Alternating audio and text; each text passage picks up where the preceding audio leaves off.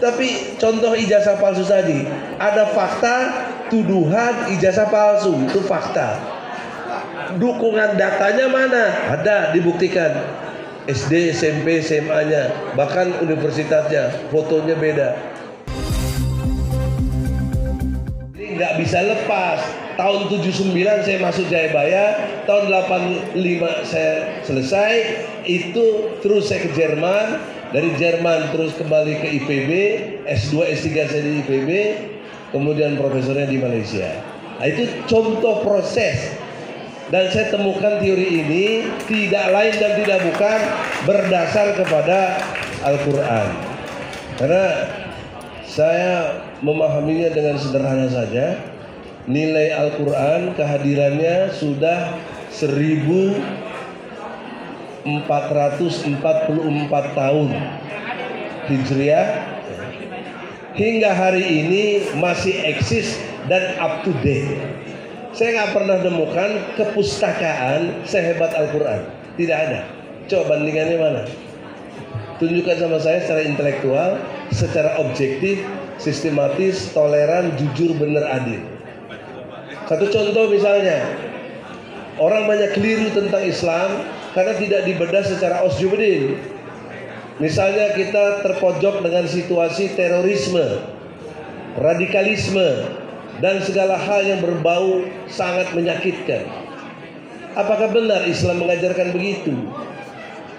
Sementara yang kita lihat pribadi Rasulullah tidak pernah mengajarkan seperti yang dimaksud terorisme.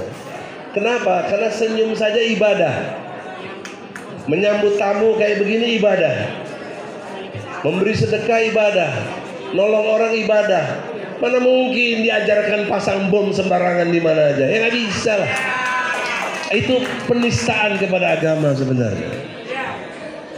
Jadi yang diajarkan oleh Islam, sekalipun kalian itu mau kafir kepada Allah, boleh. Lakum dinukum. Itu apa yang kurang? Itu toleransi yang paling tinggi dari ajaran Islam dan tidak dipunyai oleh ajaran lain. Jadi kalau kamu mau kafir, kamu nggak sembahyang kami sembah, aku nggak sembahyang kamu sembah, ya sudah kamu saya kayak kita. Itu kan toleransi yang dahsyat. Tapi kenapa dipelintir kita seperti intoleran? Nah, inilah saya temukan teori osjubedil untuk membedah semua persoalan. Kalau benar dengan pendekatan osjubedil, itu semua selesai. Kalaupun ada kasus, case close. Contoh yang terbaru, kasus ijazah palsu dugaan pada Jokowi, itu sangat jelas, sederhana saja. Bambang Tri, klien saya, menuduh itu palsu dengan bawa bukti-bukti SD, SMP, SMA-nya. UGM-nya malah nggak dipersoalkan, ya, ke pengadilan dengan bukti-bukti tadi. Kan sederhana. Kalau Jokowi berpikirnya juga objektif. Bagaimana caranya? Datang saja ke pengadilan, tunjukkan ini asli yang saya punya. Selesai kasus. Mati itu Bambang tuh. Tapi ini malah datang ke UGM, selfie, reunian. UGM dipaksa membuat statement yang tidak pada tempatnya. Itu kita tahu persis. Karena boleh dilihat, semua udah bisa diakses di internet. Ijazah yang dia pakai untuk di UGM itu fotonya Hari Mulyono, bukan foto dia. Itu kan jelas pemalsuan gitu. Makanya dia tidak berani menjelaskan ini ijazah aslinya, nggak berani. Tapi contoh ijazah palsu tadi, ada fakta, tuduhan, ijazah palsu, itu fakta. Dukungan datanya mana? Ada, dibuktikan. SD, SMP, SMA-nya, bahkan universitasnya, fotonya beda. Itu namanya data. Lalu logika kita berpikir terhadap fakta dan data. Dengan data dan fakta yang kita pikirkan secara logika, menyatakan, oh benar ada kepalsuan.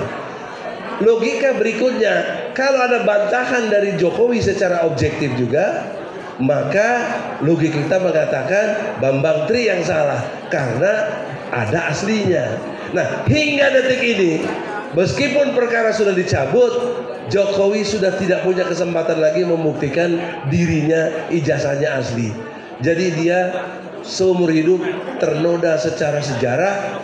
Kita meninggalkan noda yang besar, punya presiden diduga ijazahnya palsu sampai hari itu.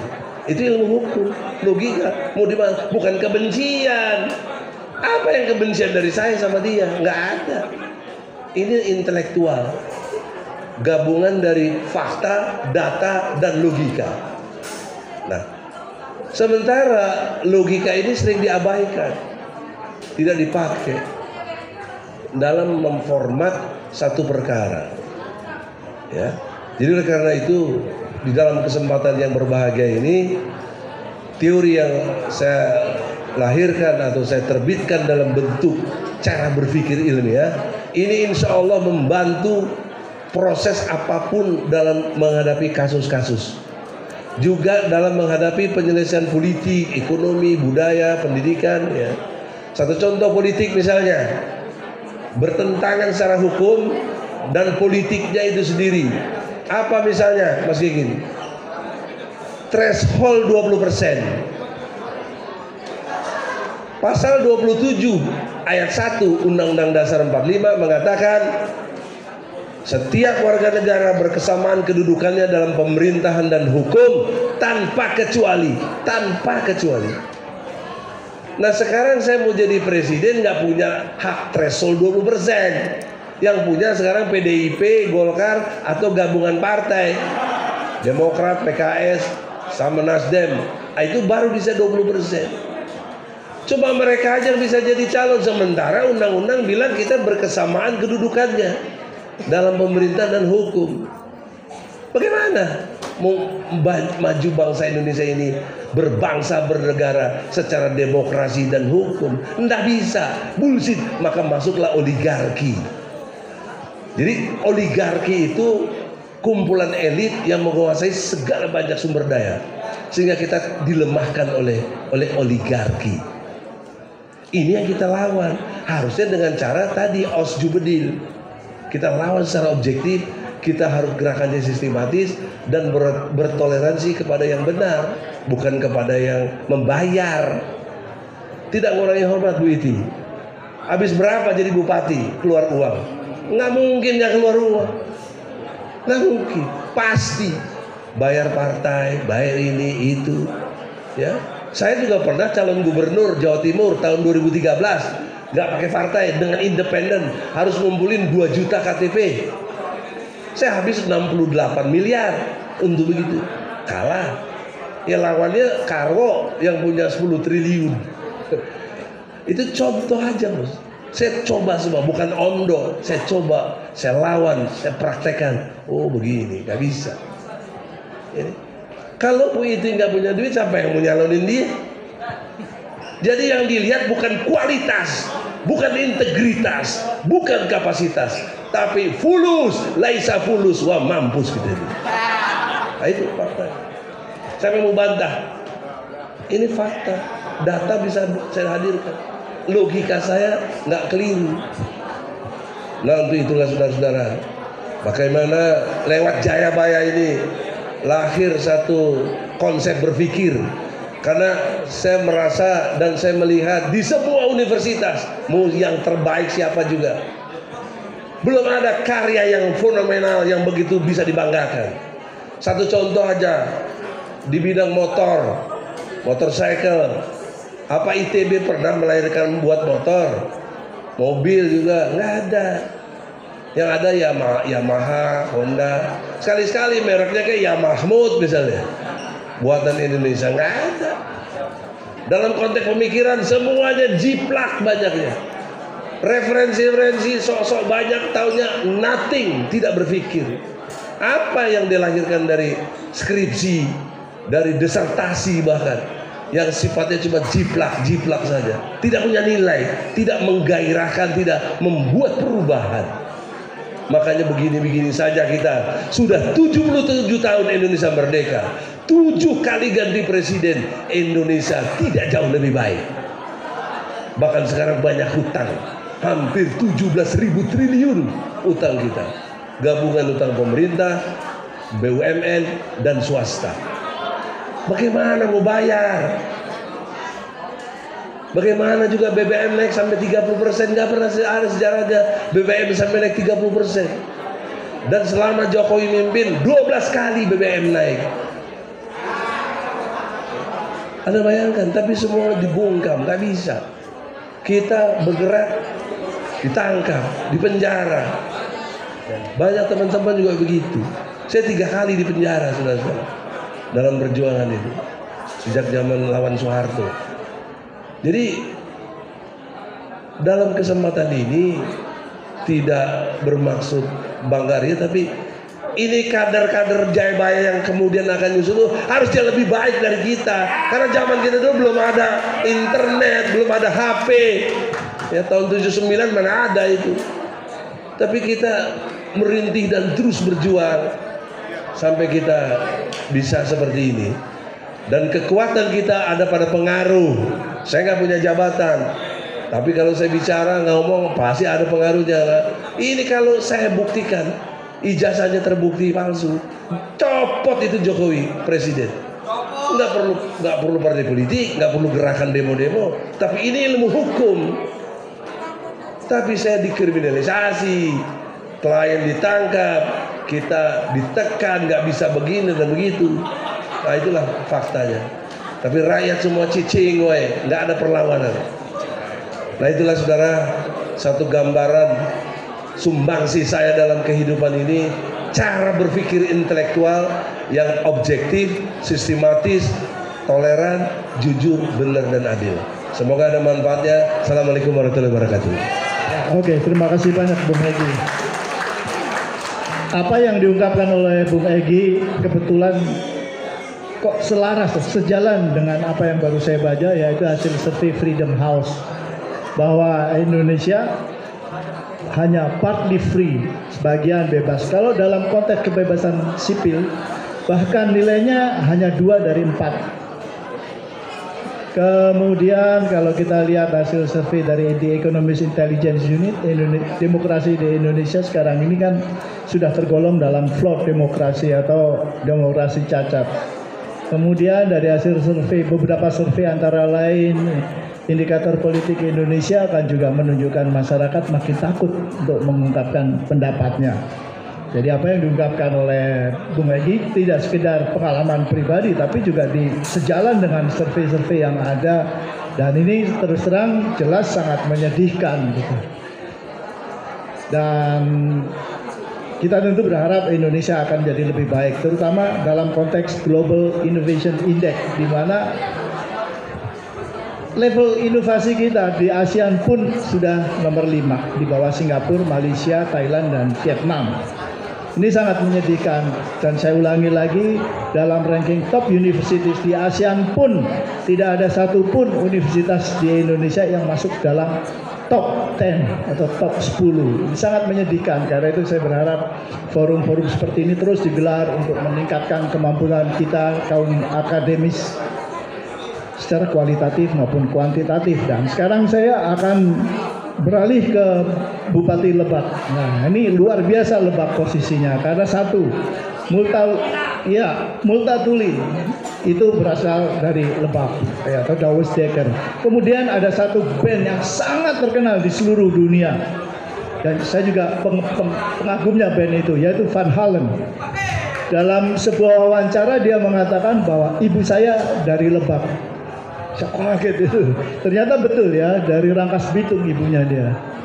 Bapaknya orang Belanda. Wah, karena itu dengan posisi yang istimewa ini, kira-kira apa yang bisa dilakukan oleh Bu Iti atau Teh Iti sebagai seorang bupati? Apakah mengembalikan ide-ide atau merealisasikan ide-ide Douwe Dekker atau melegarkan kejayaan Van Halen? Ya, silakan. Terima kasih Pak Gigin, para senior, para rektor, dan juga yang tidak bisa disebutkan satu persatu, termasuk juga Bu Epi dan juga panitia yang sudah mengajak saya untuk kembali ke alma mater. Karena sejak lulus saya baru sekarang ini lagi ke sini. Jadi ini seperti bernostalgia dan rasa bahagia, walaupun ada rasa kerisauan dan ketegangan karena tahun 2000. Jadi ada kerisauan dan ketegangan. Kenapa?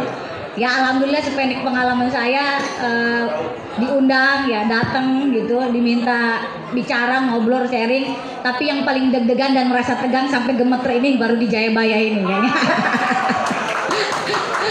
Nah mungkin apa tadi yang disampaikan Pak Gigin ya terkait dengan apa yang bisa kami lakukan. Saya tentunya tidak sendiri, saya dengan Wakil Bupati dan juga jajaran saya.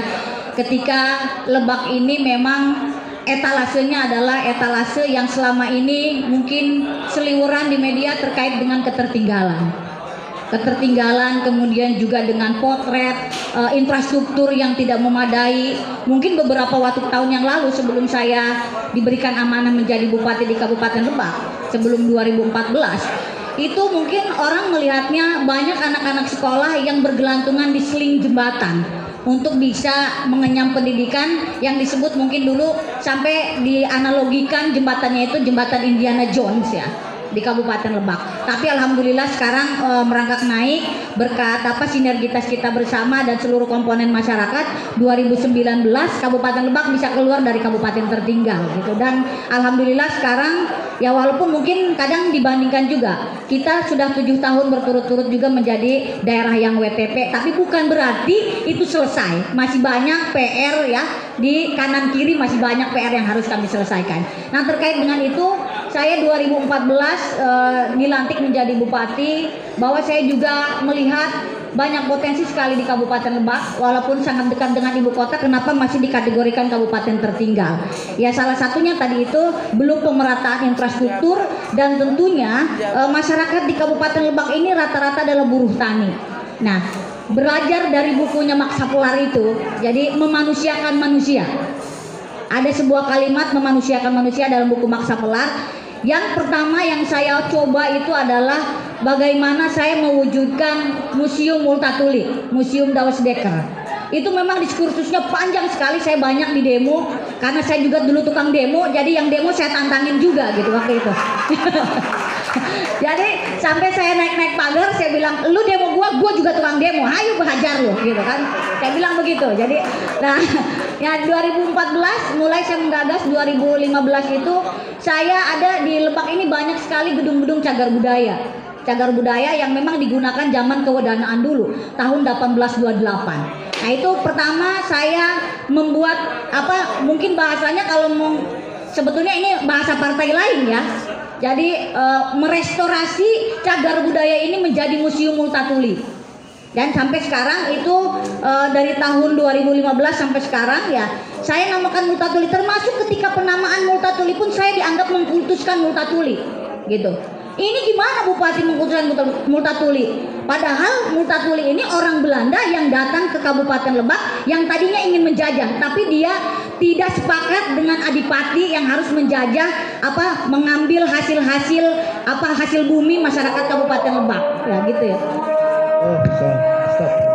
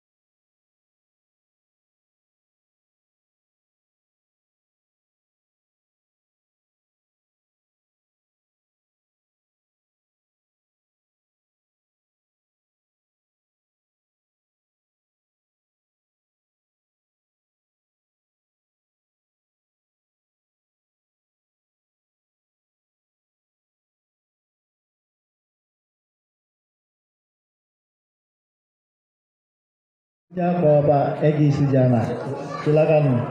Apa ya, saya juga ingin bernostalgia sih, mungkin nggak jauh berbeda dengan anak rantau dulu ya. Jadi saya pertama ke Jakarta itu memang saya lahir dan besar di 3 jam mungkin dari ibu kota kabupaten ya. Jadi otomatis ya teknologi tidak ada. Kemudian juga di sini saya ditinggal di rumah tantenya bapak gitu di Kampung Rambutan. Yang itu kalau nggak naik Mayasari jam 4:30 pagi itu nggak kebagian kan. Saya mungkin penunggu pertama kantin di situ gitu.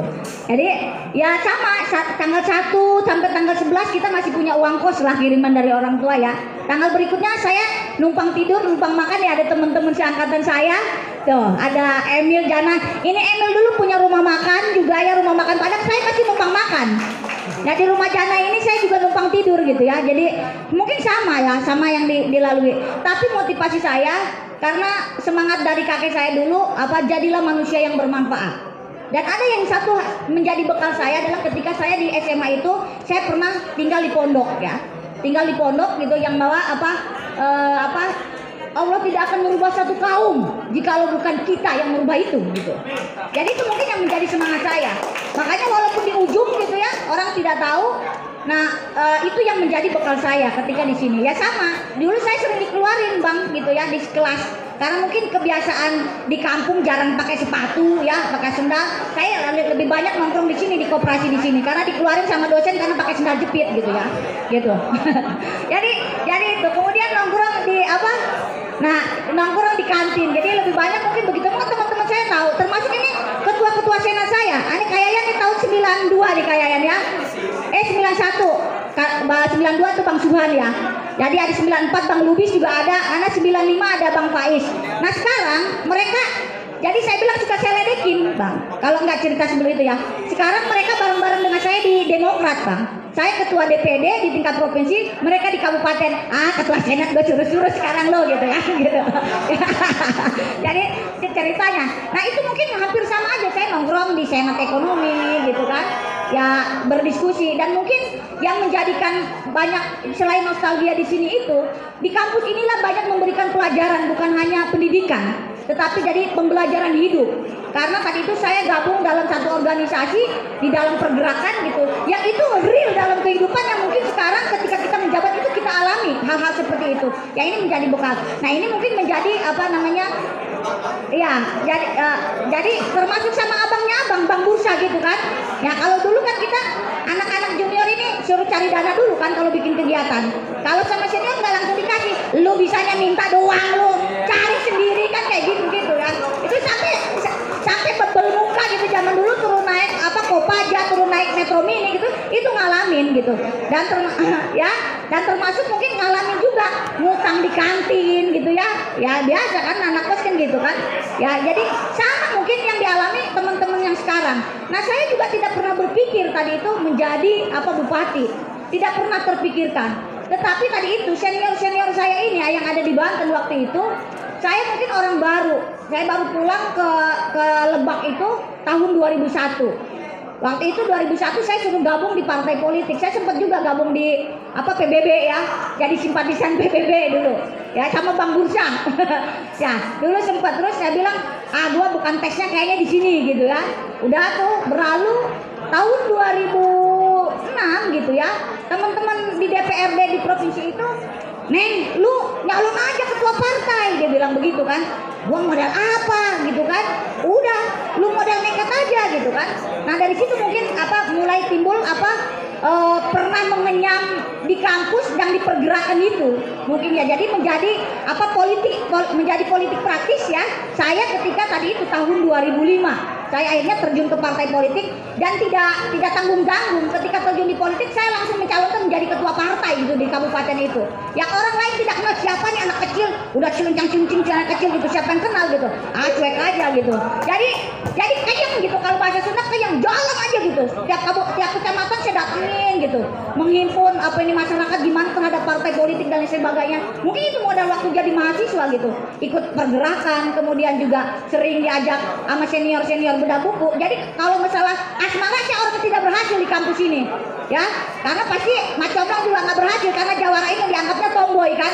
Takut juga deketin si Iti ini kan gitu ya. Nah itu jadi mungkin begitu. Jadi di politik itu akhirnya saya menemukan tes saya, ketemu dengan senior dan mungkin partainya juga yang memang sesuai dengan hati saya gitu, tanpa ada paksaan. Walaupun orang tua saya itu partai penguasa saat ini yang digenjot bagaimanapun, saya tidak pernah berpikiran untuk pindah gitu ke situ, untuk masuk di partai ini gitu. Jadi saya memilih lain sendiri di keluarga, dan itu saya tunjukkan kepada keluarga bahwa yang pertama untuk mendukung kita itu adalah lingkungan kita, keluarga, ya, lingkungan keluarga, kemudian lingkungan sekitar kita. Jadi perempuan itu saat itu kan susah untuk terjun di politik, masih dianggap sebelah mata, terutama di Lebak ya, yang masih primitif dan lain sebagainya.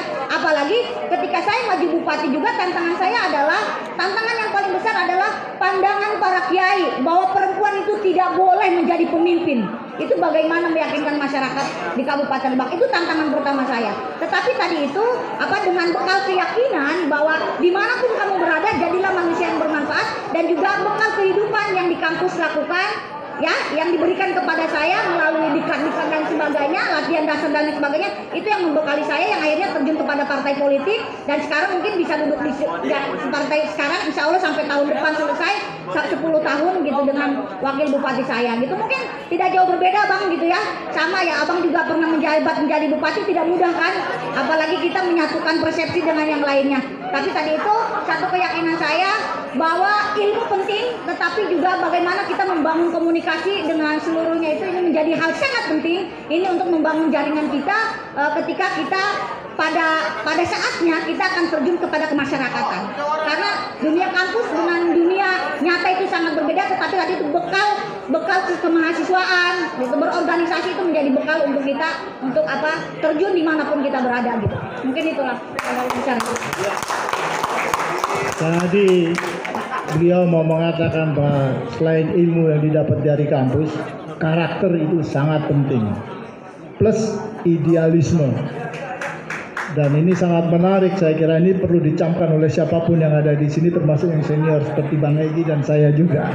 Dan kemudian langsung saja ke Bang Egy Sujana. Ya, terima kasih Mbak Cici yang dimuliakan Allah. Ya. Kalau nggak dimuliakan Allah, dia nggak pakai kerudung. Maaf ya, yang pakai kerudung pasti dimuliakan, insya Allah.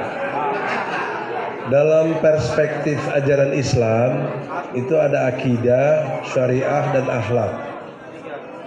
Ilmu tentang akidah itu namanya ilmu tauhid. Pelaksanaannya menjadi iman. Syariah, kajian keilmuannya namanya fikih. Pelaksanaannya menjadi hukum Islam. Akhlak, kajiannya, ilmunya disebut tasawuf. Pelaksanaannya menjadi ihsan. Dihadirnya Rasul untuk menyempurnakan iman, Islam, dan ihsan. Itu jumhur ulama semua sepakat. Nah, apa hubungannya dengan keberanian? Nah, mesti diawali memahami Islam itu dari akidah. Akidah itu diambil dari kata aqaid, artinya ikatan. Kajian keilmuannya namanya tauhid, dan dilaksanakan menjadi iman. Nah, dalam akidah kita tidak boleh bertuhan kepada selain Allah. La ilaha illallah. Berarti tidak ada yang boleh ditakuti, tidak ada yang boleh dicintai, tidak ada yang boleh paling dihargai, dihormati kecuali Allah. Nah, ini berbarengan dengan stigma tentang Allahu Akbar. Allahu Akbar, coba. Allahu Akbar. Artinya apa Mbak Cici? Artinya presiden kecil, menteri lebih kecil lagi, gubernur lebih kecil lagi, apalagi bupati kecil dibandingin Allah. Nah, kalau jiwa tauhid ini ada, dimengerti dengan baik, sebentar keberanian itu muncul. Sebentar, dan siapapun bisa. Jangan mikir, oh ada backingnya siapa, mana ada backingnya, berani backingin kita ngelawannya presiden. Tapi saya sudah terbiasa dengan pemahaman Kalau sudah berani nyebut Allahu Akbar, yang lain kecil. Tapi kita juga tidak boleh belagu, ngecil-ngecilin orang, nggak boleh. Lihat pokok persoalannya, ya, akar masalahnya apa gitu. Karena kita tidak boleh juga menghina orang. Nah, kita lihatlah dari perjalanan itu disebut syariah. Karena syariah itu artinya jalan. Kajiannya tentang fikih. Nah, secara syariah seperti ini di Lebak. Pertanyaannya, minuman keras beredar nggak? Alhamdulillah. Nah, itu tuh toh berarti ini sukses berarti. Sudah mampu secara syariat menegakkan apa yang Allah mau. Nah, sementara yang ngaku gubernur sini yang lagi digadang-gadang capres, minuman keras beredar di Jakarta seenaknya aja. Bagaimana? Perda Islam nggak ada. Ini contoh, bukan supaya. Contoh ya Bang ya. Logika berikutnya tadi betul lingkungan. Nah, di Jayabaya saya sejak masuk tingkat pertama, kalau itu masih pakai tingkat, belum ada semesteran, belum ada apa SKS ya. Itu langsung saya masuk HMI. Jadi itu pengaruhnya besar. Ya, dengan himpunan mahasiswa Islam, ya sama Bursa malah saya yang kader tuh. Ini si Efri juga saya yang kader dulu, ya. Betul, kader dalam arti nilai-nilai dasar perjuangan tuh saya tanamkan. Nah, insya Allah dengan benteng tauhid tadi itu kekuatan yang dasar. Keberanian akan muncul dan mengkoreksi keadaan yang nggak benar karena tidak sesuai dengan syariah. Nah, baru lagi ukuran yang lagi adab, yaitu akhlak. Nah, di situ kita harus dalam ta'lim itu harus menghormati senior. Mas Gigin mungkin senior saya harus lebih hormat, jangan saya merasa lebih hebat. Nah, itu adab. Ya.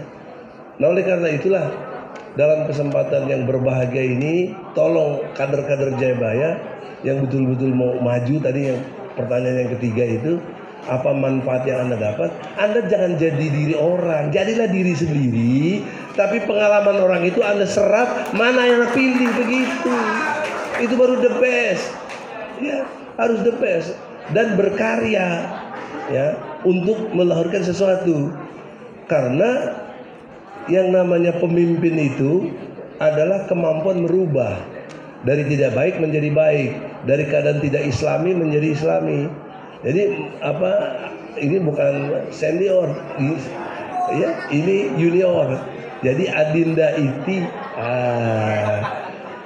selama Anda mimpin Lebak, Anda inventarisir pokok-pokok persoalan yang nggak bagus, Anda rubah jadi bagus.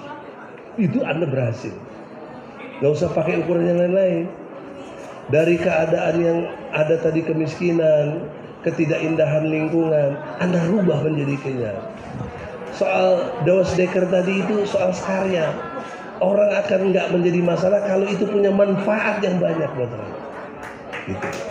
Nah, yang saya ingin lebih tajam kali, nggak tahu waktu pas Adinda Aswari ya, Bupati Lahat. Pertanyaan saya dengan Adinda begini. Saya alhamdulillah dokter bidang pengelolaan sumber daya alam dan lingkungan. Jadi saya bisa ngitung emas, ngitung laut, ngitung segala sumber daya dikonversi jadi rupiah. Mampu saya. Misalnya emas hari ini kurang lebih 1 juta. Emas mulia 1 juta ya, di Antam itu 1 gram. Nah 1 ton berapa gram? 1 juta gram. Berarti 1 ton 1 triliun. Nah, berapa juta ton emas yang didapat dari Freeport sejak tahun 62 diambil oleh Amerika? Kita dapat apa?